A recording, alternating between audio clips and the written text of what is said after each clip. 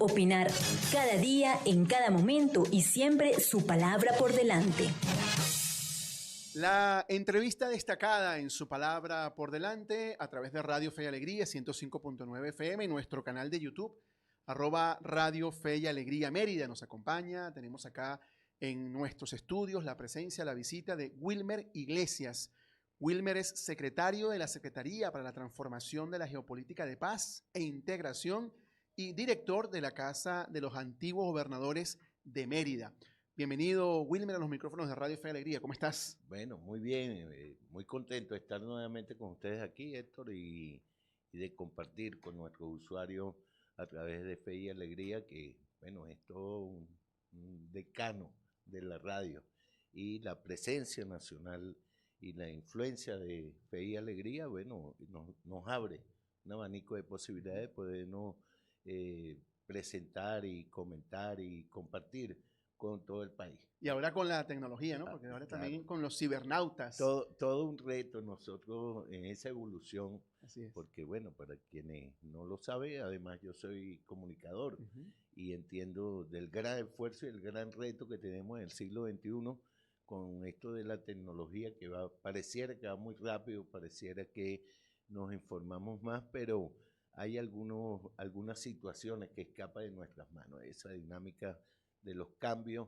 que siempre es para mejor, siempre es para mejor, pero sufre en esa transición, en ese momento entre lo que el antes, durante y después, hacia dónde va la humanidad. Y bueno, aprovechemos esa oportunidad para construir con ustedes, junto con ustedes, la patria grande que todos deseamos. Así es. Wilmer, para comenzar, ¿en qué consiste esta nueva misión que me comentabas que se te ha encomendado, que tiene que ver con esta Secretaría para la Transformación de la Geopolítica de Paz e Integración? ¿Eso en qué consiste? ¿Cuáles son los puntos principales que se desarrollan? Es importantísimo tu pregunta porque tiende a confundirse, quizás algunos hasta banalizar, ¿no? Y bueno, ¿qué tiene que ver la geopolítica, la migración, la integración, los pueblos hermanos en lo local, en Mérida, en un municipio, en una parroquia? Y bueno, primero debemos partir de que antes no era un problema para nosotros, era un problema para los demás, la migración. Hoy en día, bueno, para nadie es un secreto, tenemos un familiar, un amigo, un hijo fuera del país y buscando nuevos caminos y sufriendo de los avatares que tiene esta situación de la migración, que es un problema mundial realmente terrible, de violación de derechos humanos, de los principios básicos de los acuerdos internacionales, y hoy lo estamos viendo como un problema propio. Quizás cometíamos el común error de los seres humanos de que si no me afecta directamente no es problema mío. Ese es un problema de los pueblos africanos, ese es un problema de los pueblos asiáticos, ese es un problema de los que están en guerra. Hoy en día nos damos cuenta que es un problema mucho más complejo. Es un problema geopolítico, es un problema económico, es un problema de la condición humana, es un problema de violación de derechos. Y deberíamos y debemos hacer algo. Sin temor a equivocarme, creo que nuestro gobierno y nuestro Estado y nuestro país es una muestra de el accionar, la responsabilidad, la corresponsabilidad con nuestros connacionales. Y para muestra un botón, la situación que vivieron los 250 venezolanos que fueron injustamente llevados a una cárcel parecida del siglo XVIII, ¿no? Donde se secuestra, se saca de su territorio sin ningún procedimiento, ningún proceso legal, y son depositados en un espacio de tiempo, de territorio que no tiene vinculación real con eso. Entonces, el Estado demandó, denunció, hizo los procesos necesarios, las diligencias para traer nuevamente a esos hombres y mujeres a nuestro país, y además el sistema de traer a través de vuelos desde el Estado, desde el gobierno, desde otros países a quienes eran deportados o quienes manifestaban o manifiestan su intención de volver al país. Entonces, en nuestro estado, en nuestro municipio, en nuestras parroquias, ese problema que era solo de otros, hoy en día es nuestro y debemos atacarlo. Esta conformación, esta nueva organización del gobierno regional, además de novedoso y de ser pionero, el gobernador Arnaldo Sánchez, sobre cómo estructurar el nuevo gobierno, se fundamenta en el Plan de la Patria. El Plan de la Patria tiene 7T, es una denominación para reducir el término de las 7 transformaciones, que tienen que ver con lo económico, que tienen que ver con lo social, que tienen que ver con la seguridad, y entre todos esos ámbitos hay una secretaría que tengo la responsabilidad de coordinar, rectora del hecho geopolítico, de la migración, de los pueblos hermanos. Tiene 2 secretarías sectoriales, una que coordina María Alejandra Ávila, que además tiene experiencia como embajadora y fue del cuerpo diplomático, estuve embajadora en Nicaragua, que va a atender lo que tiene que vinculación con la migración, con la atención al migrante.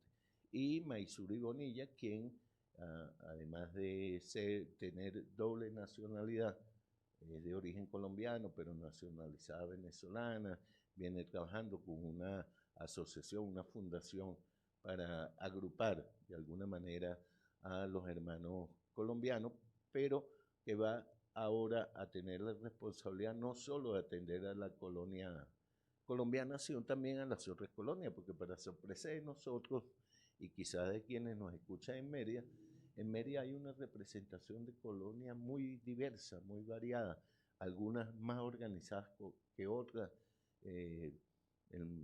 Lo que nosotros denominamos el mundo árabe, que tiene sus aristas y sus diferencias, el mundo asiático a través de la Asociación de los Migrantes Chinos, pero que tiene igualmente, nosotros le decimos chino a todo, Sí, a todo asiático, sí. y resulta que hay colonias con organización, con fuerza, con la intención, con mucho amor por el territorio en el que se desenvuelve. Y en el caso de Mérida, bueno, nos hemos sorprendido que aparecen y aparecen compañeros del mundo que están aquí, unos más organizados que otros, como te decía, pero que junto a ellos debemos construir esa Mérida que todos queremos, que todos deseamos, lleno de dinámica, lleno de turismo, lleno de conocimiento y con una gran ventaja subjetiva para algunos, para mí objetiva, que es la calidad humana de los merideños.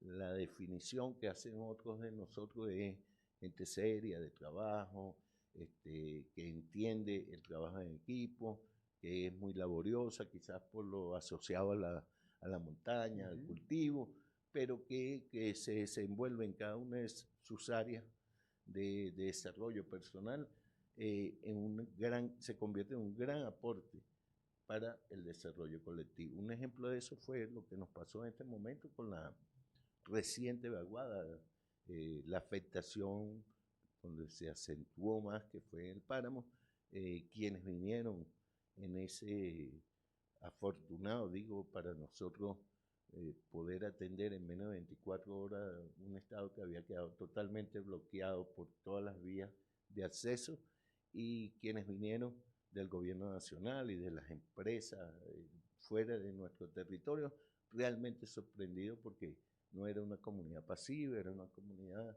que aportaba, que se organizaba, que entendía la subordinación al interés superior. Y entonces, bueno, ¿y dónde se le enseñó? ¿Cómo lo hace? No, le explicábamos que era la característica propia del hombre de campo, la mano vuelta, el trabajo colectivo, que lo hacen con la cosecha, que lo hacen con la casa. Si tú ibas a tirar una placa, ibas a hacer un muro, los vecinos acuden, mañana te toca a ti, hoy a mí, y eso se refleja en este tiempo, los conocimientos ancestrales de cómo actúan. Quizás rescatar eso desde el punto de vista cultural, quizás para algunos no se entienda, pero la obligatoriedad que te da la característica del territorio y las dificultades que enfrenta, le ha permitido al merideño entender que solo no se puede, que hay que hacerlo juntos y que alguien tiene que dirigir la orquesta, que alguien tiene que tomar una responsabilidad para aportarle a la suma de toda esa responsabilidad. Entonces, de esta secretaría no pretendemos darle solución al problema, sino que creemos primero la divulgación de la importancia. Alguien nos decía en Obispo Ramos de Lora, mira, pero yo si no trabajo no como, ¿no? Y lo mío es sembrar. Y yo le decía, sí, pero si no hay paso por uno de los 7 trechos por donde pasa el comercio internacional, donde pasan los insumos, donde se hace el intercambio de mercancías, de valores, a lo mejor no nos llegan los insumos para poder cultivar de manera correcta. Entonces, debemos estar claros de lo que está sucediendo. Fíjate, un ejemplo, y aquí rescato a un compañero tachirense, pero que con larga data en nuestro estado, profesor Miguel Jaime, que decía, mira, tú le preguntas en Guatemala, en El Salvador, sobre el banano a un ciudadano y ellos te hablan de los tipos, de la comercialización, de las condiciones, de los tiempos de cosecha. Es decir, un ciudadano de un país que produce bananas sabe de banana. Un ciudadano de un país petrolero que no sabe de petróleo, ¿no? Parece una contradicción.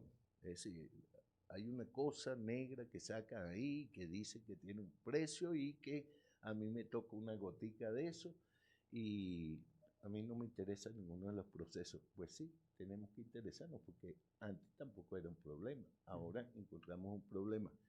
Tenemos la mayor reserva del mundo, no producimos lo que deberíamos tener la capacidad de producir, se dificulta los mecanismos de comercialización y eso afecta nuestro presupuesto para ajustar ese presupuesto, esa finanza al desenvolvimiento, al crecimiento del país. Entonces tú dices, bueno, tengo que saber petróleo, tengo que saber de geopolítica, tengo que ubicarme geoespacialmente dónde está nuestro país, dónde están nuestros intereses, dónde está nuestra relación más allá de nuestra frontera o más allá de nuestra vecindad, para poder entender algunos procesos y entender, por ejemplo, que la productividad tiene que ser seria, tiene que dejar de ser marginal, pero que uno solo no puede producir, no causa impacto en una economía, pero todos, entendiendo que hay un plan de desarrollo, denominado Plan de la Patria, pero es el plan de desarrollo, el plan de gobierno para este periodo hasta el 2030, que cumple su etapa. Y ese proceso que marcabas hace rato de esta responsabilidad te invita a recorrer Mérida, ¿no? A estar en contacto con las regiones de acá de la geografía andina. Bueno, recientemente, como hay otras secretarías y hay otras secretarías rectores, secretarías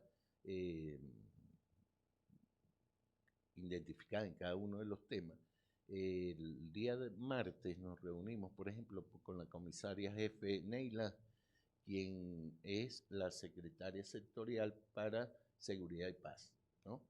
Que pertenece a la Secretaría de Seguridad y Paz que coordina el general y comandante de la policía Antonio Rodríguez. ¿Para qué? Ella tiene la responsabilidad de los cuadrantes de paz. Están los jueces de paz, que no termina, está en un proceso apenas de formación, donde algunos tienen la característica de ser abogados, pero otros no, son ciudadanos para diferir, solucionar problemas domésticos, ¿no? De vecindad, pero que pueden ir mucho más allá. Entonces tú empiezas a encontrar situaciones, responsabilidades, organizaciones que necesitan coordinar. Necesitamos coordinar con la policía, por el hecho de la seguridad, con los cuadrantes de paz, con los jueces de paz, con los jefes de comunidades, con los jefes de calle. ¿Para qué? Para la paz no puede ser una definición hueca, vacía, ¿no? ¿Cómo se construye la paz? No solo porque no pase nada, desde el punto de vista bélico o violento, sino la paz es que tú puedes estudiar, la paz es que tú puedes trabajar, la paz es que tú puedas producir, la paz es que tú tengas tus garantías constitucionales, pero la paz también es tus deberes, la corresponsabilidad de cómo lo vamos a hacer, si no es una cuestión de lindero, no es una cuestión de propiedad individual, es la suma de todo eso quien sienta los cimientos para la paz. Entonces, ¿qué encontramos y qué desarrollamos en esa reunión?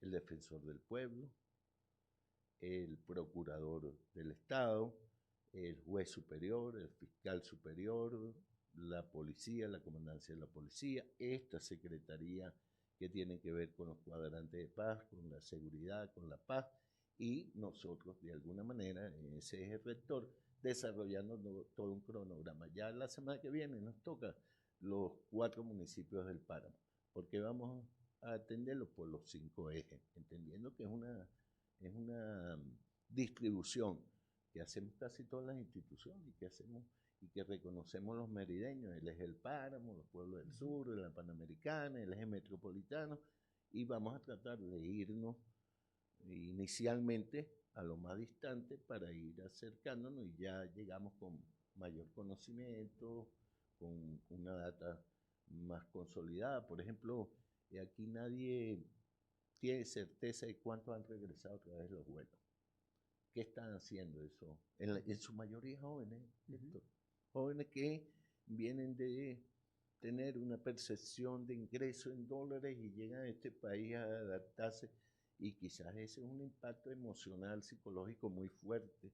Ahora empobrecido porque hace las comparaciones, pero también cuando coloca sobre la balanza que está al lado de sus connacionales, que está al lado de su familia, que tiene educación gratuita, que no gasta el 80% en servicios, que tiene, mira, alguien, y me disculpan todos si me disperso un poco, pero alguien nos contaba una anécdota de que se había ido a Perú, ¿no? Y se enfermó y pidió un permiso como se le pide a un jefe que tiene una buena relación.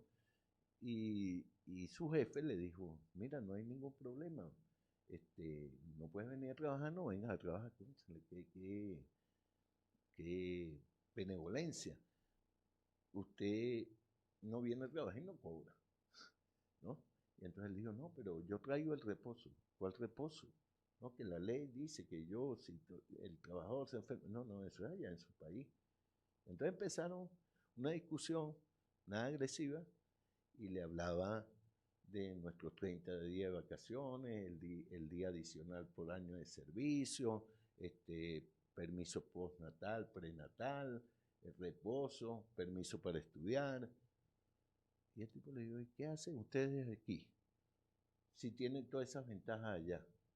Y claro, en esa defensa, en esa campaña en la que algunos caemos por omisión y otros por intención, él empezó a preguntarse, nos contaba, de verdad, yo tenía trabajo, casa, carro, ¿no? Estaba difícil, estaba como lo estamos viviendo los que nos hemos quedado aquí, o sea, alta y baja, y pareciera que no nos alcanza, pero tú estás aquí trabajando, yo estoy aquí trabajando, yo hago un mayor y mejor esfuerzo por tratar de cumplir con mis necesidades de mi familia, de la sociedad, pero otros un poco más débiles hasta perdieron. Y cuando se van allá dicen verdad. Y cuando revisamos un poco más allá, nosotros tenemos un adelanto. Con eso no se come, dicen algunos, pero se vive muy bien. Un adelanto como de 100 años, desde el punto de vista legislativo, en el aspecto laboral, en pasar de una constitución protectora de derechos a una constitución garante de derechos. Ahora, ¿cómo convertir eso en letra viva, en acción, no solo que esté plasmado ahí? ¿Dónde estamos fallando? Quizás es que no terminamos de conseguir el conector de creernos que estamos en un gran país, que tenemos unos connacionales que podemos hacer cosas inmensamente importantes, grandes, nobles, pero que la diferencia política, el ataque externo, los intereses superiores de las grandes corporaciones nos han ido tasajeando, nos han ido dividiendo. No es un discurso, parece utópico, pero recordar a Bolívar no solo para hacerle homenaje en la plaza, sino para entender que estaba bien adelantado en su época cuando hablaba de la necesidad de la integración latinoamericana y caribeña.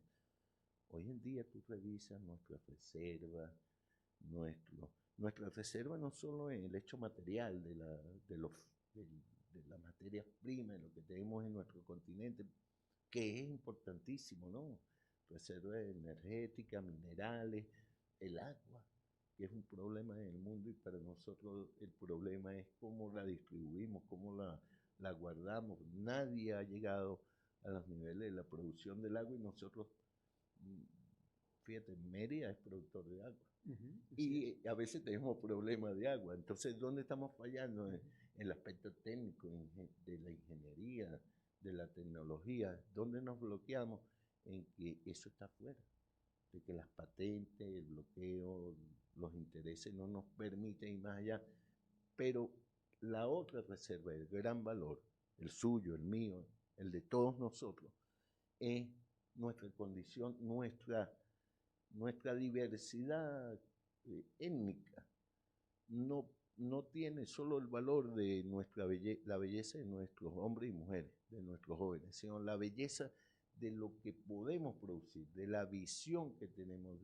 Esa diversidad se plasma no solo en el color, en el tamaño, en la forma, se plasma en el pensamiento, se plasma en la capacidad de adaptarnos. Lo hemos demostrado a través de los grandes retos que nos ha puesto la sociedad. Nosotros llegamos a estar aquí diezmados de población después de la guerra de independencia y fuimos construyendo espacios para abrirle la puerta al mundo. Vinieron esas colonias en la situación más terrible con todo el apoyo, no solo del Estado. El Estado facilitó, sino en la comunidad se integraron con nosotros. Nosotros llegamos a tener aquí 6 millones de hermanos colombianos, 1 millón de peruanos, 1 millón de ecuatorianos, 1 millón de españoles, 1 millón de italianos. Llegó un momento que la población migrante en nuestro país era equivalente a la población de los nacionales. Y vivíamos en paz y las comunidades lo aceptaban. Tú, yo, quienes nos ven, o tenían un amigo, un compadre, o un hijo, o un yerno, colombiano, italiano, español, y no había esa diferencia. Quizá, y no es un reclamo, no es un lamento, sino un reclamo serio desde mi punto de vista. El continente, el pueblo latinoamericano tiene unas deudas con nosotros, porque el trato que nosotros hemos recibido no es justo. Se asoció a lo político y se olvidó lo humano. Cuando nosotros aquí lo que antepusimos como sociedad fue, vénganse, son bienvenidos. No son extraños, no son de otro color, no son de otra nacionalidad. Ayúdenos a reconstruir nuestro país porque nos falta gente. Porque ustedes tienen conocimiento, porque ustedes tienen necesidad. Y cuando nos tocó a nosotros, encontramos los pueblos dejándose conducir desde los gobiernos por una posición política que iba en contra de su naturalidad, su naturaleza. ¿Cuál es la naturaleza? ¿Qué diferencia tenemos los colombianos y los venezolanos? Nos confunden en el mundo porque somos muy parecidos en costumbre, en cultura, en raza, igual el resto del continente. Entonces el reto creo que es saltarnos esas fronteras a futuro. Decíamos que el antes, el durante y después saltarnos esas fronteras imaginarias, legalistas, pero que no integran a los pueblos. Y la integración es que cuando revisamos toda esa abundancia, toda esa riqueza desde el punto de vista natural, también revisamos y encontramos esa abundancia de conocimientos ancestrales, de cultura, que tienen mucho que aportar, de conocimiento en cada una de las áreas, en condiciones para el desarrollo de nuevas tecnologías, pero que no pueden estar sometidas a los intereses de otras corporaciones. Wilmer, nos queda poco tiempo porque siempre pasa volando, pero indudablemente no se nos puede escapar el tema de la Casa de los Antiguos Gobernadores, que tienes esa misión de dirigir. Decíamos también que era importante que se maneje cómo funciona y sobre todo lo que están ahora mismo ofreciendo. Adelante. Sí, bueno, afortunadamente, para mí digo afortunado porque alguien me decía, bueno, tú trabajas ahí. Yo le dije, mira, lo siento, yo nunca he trabajado, porque bajo el concepto de trabajo ese, que es que tú cumples un horario porque te paguen un salario. No, no, yo donde he estado, afortunadamente para mí, digo, y pido disculpas por mi falta de modestia, donde he estado, lo que he estado haciendo me ha gustado, lo he tomado como un reto, no es un castigo, no es una remuneración, es que trato de desarrollar algo y bueno, afortunadamente el gobernador Arnaldo Sánchez me ratificó para continuar en ese cargo, luego de estar en el gobierno de Jason Guzmán al frente de la Casa de los Antiguos Gobernadores, y creo que es público y notorio, como dicen los abogados, lo que hicimos ahí. Y la definición de lo que es la Casa de los Gobernadores creo que es un punto de partida interesante. La mayoría de la gente lo asocia con una, una antigüedad arquitectónica, otros con un museo, otros con un sitio para reuniones. Bueno, realmente la Casa de los Antiguos Gobernadores es la sede protocolar de la gobernación, donde nuestros invitados internacionales, donde algunas personalidades los recibimos en la formalidad del protocolo, no siendo protocolo, sino la sede, y la hemos abierto al público. Entonces, hoy, por ejemplo, tenemos una exposición de la, Don Bosco, ¿no? Que sus talleres, su ciclo de talleres en las diferentes áreas, tapicería, carpintería, tejido, elaboración de comida, de alimentos, están exponiendo ahí. Eso no pasaba, ¿no? Y igualmente exponen pintores, hacemos bautizos, compartimos ahí espacio con la Academia de Mérida, nos fusionamos y funcionamos a la vez.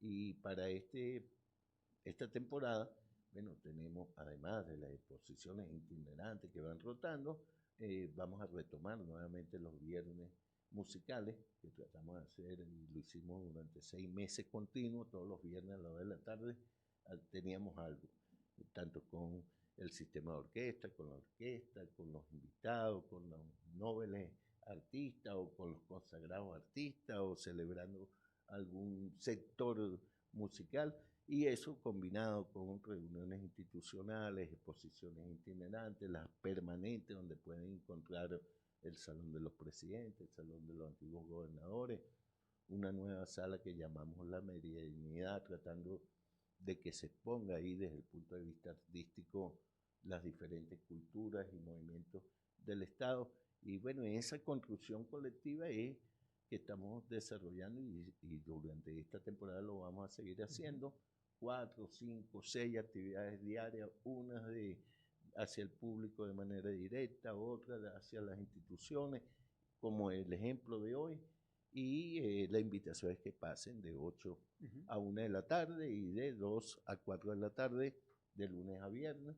Quizás vamos a hacer algunas excepciones los fines de semana por tratarse de la temporada vacacional, porque se presentan eventos extraordinarios que aparecen desarrollado el sector cultural, a la investigación, y ahí vamos a estar en nuestras redes informando. Eso te iba a decir, puntos de contacto y redes para aquellos que están allí interesados. Casa de los Antiguos Gobernadores lo pueden conseguir a través del Instagram, y nuestra promoción, divulgación lo pueden conseguir a la entrada de la Casa de los Antiguos Gobernadores frente a la Farmacia La Vencedora en la calle 20, por la avenida 3, y bueno, fácil de identificar.